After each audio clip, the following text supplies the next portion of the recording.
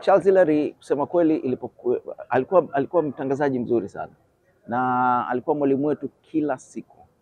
Ukikosea neno la Kiswahili Charles anakurekebisha hapo hapo, na amekuwa akifanya hivyo miaka nenda miaka rudi, na akifanya kwa kila mtu ambaye anazungumza Kiswahili.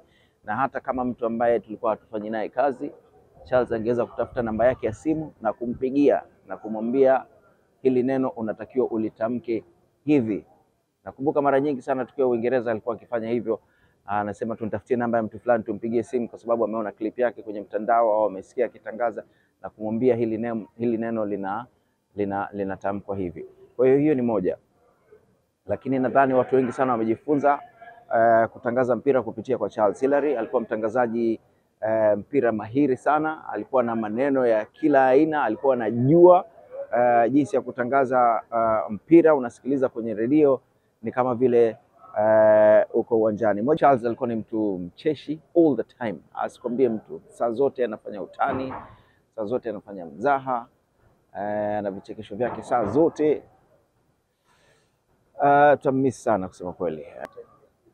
Charles kwanza alikuwa ni mtu mcheshi sana, mtu ambaye unapokutana naye hakosi habari mbalimbali ambazo atakupa, lakini zaidi alikuwa kwa vijana, alikuwa akiwapa moyo waweze kufikia malengo yao, lakini zaidi alikuwa akiwataka vijana wajiendeleze zaidi, kwa sababu ya Charles utakumbuka alifanya kazi Radio Tanzania, baadaye private sector, lakini baadaye alifanya kazi mashirika ya kimataifa kama Deutsche Welle na BBC.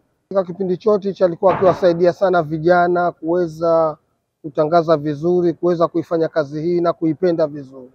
Inaniuma kwa sababu Charles Hilary alikuwa ni mkurugenzi wangu.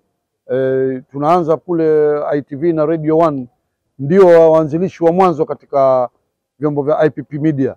Wao akisimamia Radio 1, kwa hivyo na mimi nilipoingia mwaka ule yeye ndo alikuwa bosi wangu. Kwa hivyo unaweza kujua jinsi gani alikuwa anafanya kazi, na nahisi kwamba mafanikio haya ninayojivunia sasa hivi katika sekta ya habari ni moja katika mchango wake mkubwa alikuwa akinipa yeye, kwa sababu unapopeleka habari maana automatically unakutana naye na anaweza kwamba hivi unafanya sivyo, hivi ndivyo hivi.